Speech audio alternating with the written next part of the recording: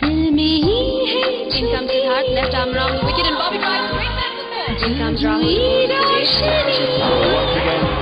Checked off. There's an appeal for leg before. No response from Steve Buckner.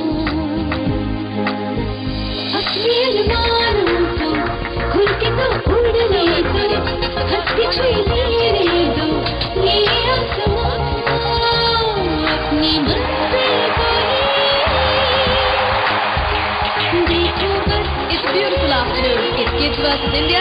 In comes the Darpa. Hello, Krish. Beauty, an aspiration that belongs to you but is defined by everyone except you. Yes, you heard it right. That's what beauty has been. That's what beauty is. And God forbid, that's what beauty could be. After all, beauty lies in the eyes of the beholder. As a society, we place unlimited expectations on someone's appearance, which is not even constant over time, especially for the fairer sex. What was considered beautiful a few decades back, an adolescent physique, tall and sharp features with thin, drawn-out eyebrows, is buried deep by the Kardashian era. This subjective term has been objectified into definitions a lot more than any other parameter on earth. Hence today, we aspire to bring focus to the very own manufacturers and propagators of beauty standards, the beauty industry. Since childhood, we have seen white and sleek Barbies in the toy shop. We grew up believing that these plastic dolls were the truest standards of beauty and perfection. And we, as humans, have struggled to live up to these standards structured by our very own beauty advertisers. But recently, we have seen the world transform and acknowledge trends of diversity to be more inclusive. Beauty marketing is increasingly shifting from aspirational to inspirational. And this is the most authentic essence of beauty that should be propagated by the industry too. So how does beauty industry plan to propagate this newly perceived notion of beauty with terms and conditions of diversity attached?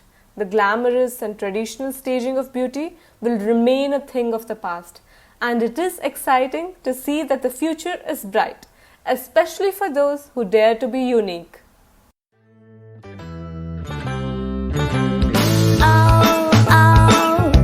You're making my skin glow. You're making my cheeks blush. It's our little secret, so baby, hush, hush. You're making my head rush. You're making my cheeks. Lakme Fruit Blast Face Washes. Deep clean and rehydrate your skin with real mandarin, berries and melon. Lakme Fruit Blast Face Washes. So, let's gauge through the opinion of regular consumers of cosmetic industry and understand how this transformation have been impacting them. Today, we have two prominent consumers of the beauty industry with us, who also happen to be students of IIM Ahmedabad. I would like to thank each one of you for joining us today. It would be great if our audience can know a bit about you. Hi, I am Bhaskar. I am 23 years old, and thanks Shivani for bringing us on this podcast. Hello everyone, I'm Pooja Kulkarni and I'm 24 years old. Thank you so much for having me. Indeed, that is for sure. So Pooja, since when have you started using your favorite beauty product, and what are the determining factors for purchasing all these beauty products? Well, Shivani, if I had to pick one, I think my favorite beauty product would be the Smashbox Kohl eyeliner. I have been a regular user of it since I saw that advertisement in collaboration with Ulta Beauty, which reminds me of how their focus has shifted from print advertising to social media advertising over time, with even this added virtual beauty consultation services post the pandemic, I think my determining factors would be quality of the product, packaging, size, and whether it's cruelty-free or not. So let me come back to the point we were making regarding finding the shades that are there in the industry. So have you ever found it difficult to find the perfect shade or let's say the product for yourself? Yeah, I mean, the beauty industry is better now because of the Fenty effect, right? Thanks to Rihanna. But I really had a difficult time finding the right foundation. Not because of my skin tone, but because I have extremely dry skin. And most of these foundations in the Indian market are built for combination or oily skin. In fact, I read this report by Statista that more than 80% of the brown skinned people wear the wrong shade of beauty product due to lack of availability. I mean, can you believe that? That's indeed quite funny to hear. I know it won't make much sense, but Bhaskar, I would really like to hear your insights about whether have you heard similar crisis happening to someone around you? Shivani, of course, my opinion should make some sense because I heard it a couple of times. So I tried identifying how difficult should it be to create diverse shades. And I did end up with an interesting YouTube clipping, which you can listen here. Yeah, actually, it's not very difficult to make deeper shades. What? Depending on the base, all foundations have the same basic base. So, for example, if we're talking about a standard foundation, which would be a water and silicone base, it's an emulsion where the water phase is surrounded by silicone. That basic emulsion will be the same. The only difference between a lighter shade and a darker shade is the ratio of pigments. And all foundations contain the same four pigments. It's titanium dioxide, iron oxide red, iron oxide yellow, and iron oxide black. So you just play with the ratios of those pigments, get to a lighter color or a darker color. The trouble with finding the right shade isn't limited to foundation. Yes, it's not just foundation, it is blush. It is lipstick where it's a beautiful color, but it's a light wash. And deeper skin tones tend to demand a little bit more pigment. See, it's definitely a very big market valued at $82 billion, which most of the legacy brands could miss out because of the rise of newer brands like Fenty. So I do believe since creating diverse and deeper shades or lighter shades isn't practically very difficult for the legacy brands, they should try to tap into the market. So, since we are on the topic, I would really love to know your perception about color cosmetics. Shivani, this might be the one where my opinion would not make sense because I don't know much about color cosmetics. But let's say if I had to take a guess, I would believe it might be a brand similar to Sugar Cosmetics, Color Cosmetics, where it's mostly pertaining to the specific needs of people of color because there are less brands for that. Yeah, Bhaskar, you're almost there. So, color cosmetics is a combination of chemicals used for enhancing the appearance or imparting aroma to the body. These include facial makeup products, nail care products, lip care products, and eye makeup products. I was curious to know more about it because of the mascara effect during pandemic that caused 204% increase in sales of eye makeup products of brands like Hull and L'Oreal. Based on target market, color cosmetics are further classified into prestige products and mass products. These mass products cater to global demand and play on innovation and affordability. Am I right, Shivani? Yes, absolutely correct, Pooja. And since we have been talking about color cosmetics, the thought comes to my mind that what do we really mean about when we talk of inclusion in beauty industry? And what evolution do you feel has happened in the beauty industry with respect to this? For me, let's say the beauty industry have been stereotypical in making the fair skin archetype the protagonist. But I believe with the newer understanding, people accepting their skin type, the upcoming brands have been trying to move on from the fair skin archetype and they are going for the more natural and for the more authentic look. To me, inclusion in beauty industry stands for beauty products for him, her, and beyond, which is also ageless and candid. It definitely works like a charm in this industry because, according to Mintel reports, 68% of the consumers feel more connected with brands that are diverse and inclusive. Apart from Rihanna coming up with 50 shades and, disrupting the space, I feel Maybelline is an apt representative of the Indian beauty market and has evolved from offering just 3 shades to more than 20 now with tagline of "Don't try to change me, just fit me." Your mention of Rihanna's brand actually makes me curious about what could be the possible cosmetic advertisement that grabbed your attention in this space. First would be the conscious decision made by Unilever to change Fair and Lovely to Glow and Lovely, and their consequent ads where they portray how the cream helps fight the sun and help their characters bring out the glow both in their career and their skin.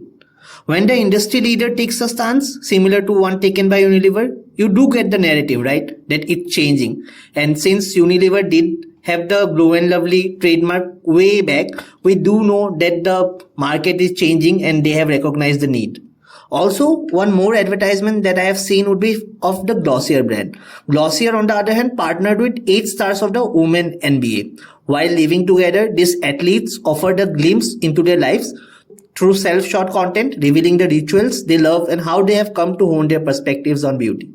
It showed a more realistic portrayal of women who were still beautiful even with their flaws, as it made them more human. I believe this is the narrative nowadays the upcoming brands and also the legacy brands would be taking in the future. To me, that advertisement would be the one by Fay Beauty, which stands for Free and Equal. Their ad represents this real, untouched Indian skin, contrasting the shades of lipstick, and then it shows how the lipstick shades are judged based on the skin color of the woman wearing them, including a differently abled woman too. So this is something we observe in our everyday lives, right? Being judged by the color that we wear, the color that we, flaunt. So as a consumer, I think it caught my attention because its story had a strong message and was also immensely relatable. But did that advertisement change your perception about definition of beauty or the whole brand as such? I won't be sure about the Glow and Lovely one, but let's say for the Glossier one, it sure did. As it showed athletes who were dominating the court did have a humane side to them, where they did recognize their flaws and have grown to accept it as a part of themselves. It did make me search and read about the brand, even though I won't be using any of their products. Was it the same for you, Pooja? Yes, Bhaskar. I immediately searched for its social media handle and products and ordered a shade that traditional brands suggest would not suit my skin tone. Owing to influencers of my shade flaunting it, I decided that, let me just go ahead and add it to my cart. It did motivate me to consider the brand for further shopping of beauty products too. I mean, according to FBIQ Insights, it is no-brainer that Gen Z makes 67% of their buying decisions after seeing it on influencers trying it online. But let's say the radiance enhancement cream that you currently use puts up an advertisement that has models whom you relate to rather than a celebrity. Would you consider that attractive and inclusive? I'm not a huge fan of the whole radiance enhancement or glow enhancement, which are basically fairness creams. So I'm quite averse to the category as a whole. But let's say, so it does not matter who is promoting the product. But let's say if it is a different beauty product and if I had to choose one among an influencer or celebrity, I believe I'd go with the influencer promoted brand as it seems more authentic to me because the chances of an influencer using the brand is quite higher than a celebrity. I would definitely find it inclusive, Shivani, but I'm not sure about the attractive aspect of it. I feel my brain is wired since long to look up to actresses because I grew up watching them with starry eyes. So I think they would sort of have a lot of impact on me subconsciously. And would these advertisements impact your purchasing decision? Is this impact a one-time influence, or would you consider buying the product of this brand irrespective of other factors like product features, price, ease of using it, etc.? Ads do impact the purchasing decision, as with ads it helps them to have a larger memory recall. So let's say if I am visiting a store and if I have to remember a brand for a particular category, so the one with the most interesting ad could be higher on my purchase decision. But let's say with brand changing their narrative constantly to appease the masses, it makes no sense for me to go behind the narrative and just ignore the basic functional aspects of the product. Yes, I do believe it would positively impact my relationship with the product as it would convey the message that the brand is grounded and cognizant of its consumer base. This happened to me with the Requels ads. Moreover, 82% of the cosmetic ads claims are exaggerated. So this would help younger girls understand that beauty is diverse and not just airbrushed models that we see on screen. To be honest, the ads impact would just amplify the satisfaction I'm getting from the product's results. And it would probably last only till I find a better product with better positioning or till the product consistently proves to be effective and safe on my skin. So, just to emphasize, what importance does the brand ambassador and CEO hold in your purchasing decision? The importance of brand ambassadors on initial brand awareness and first purchasing decision is very high. However, for repeat purchases, I believe the product is what matters most. According to our research, the brand image is highly significant to consumer purchase decision. However, the CEO's image does not affect the purchase decision significantly.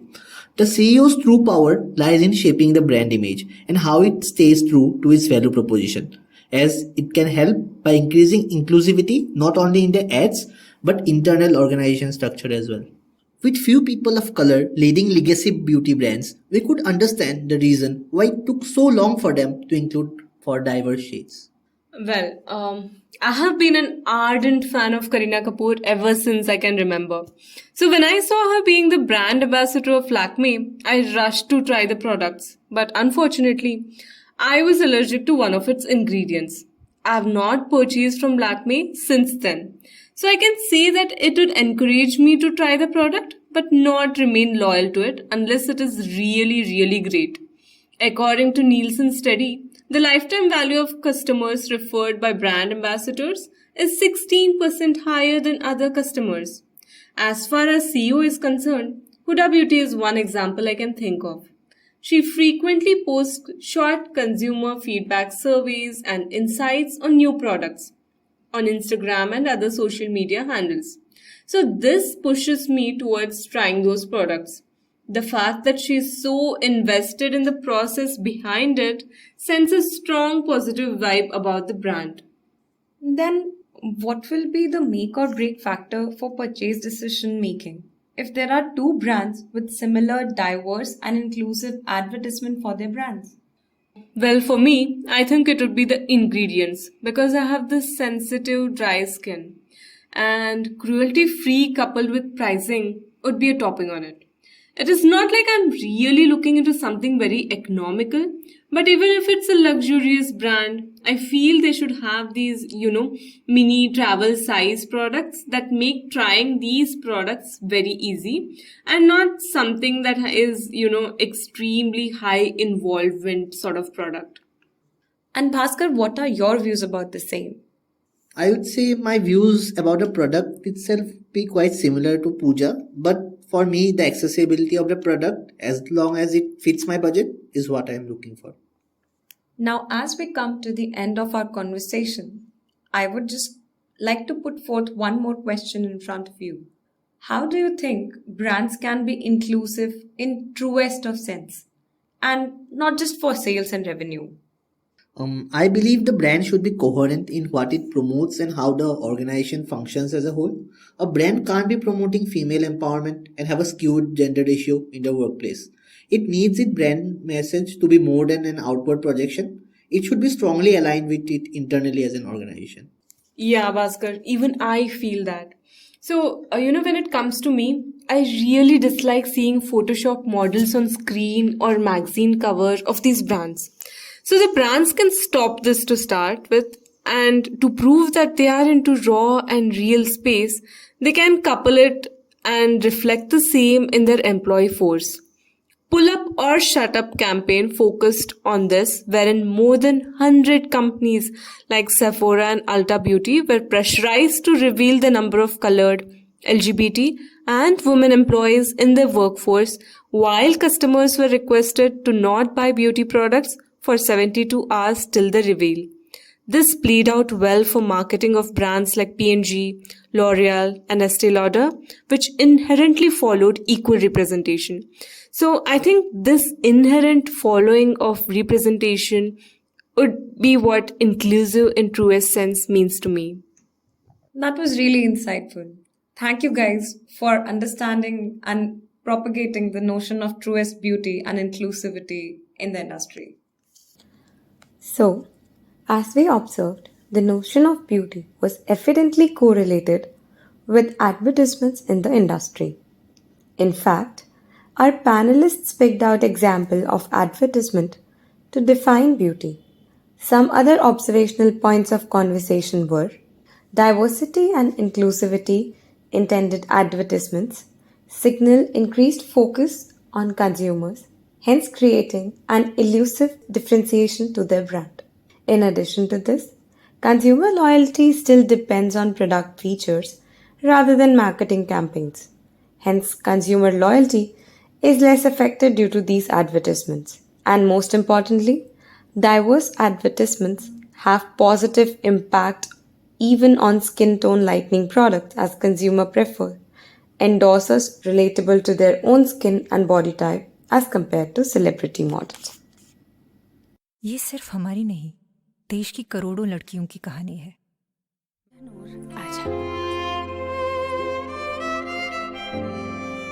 Photo में तो रंग साफ लग रहा था ना?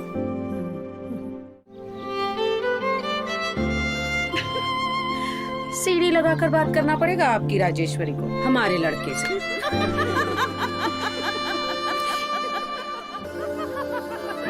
No but jokes apart, अपने बाल स्ट्रेट करा लेना, भाई को नूडल्स नहीं पसंद. कब तक चलेगी खूबसूरती की ये बदसूरत परख? आखिर कितनी खूबसूरती काफी है? खामियां नहीं, खूबियां देखिए.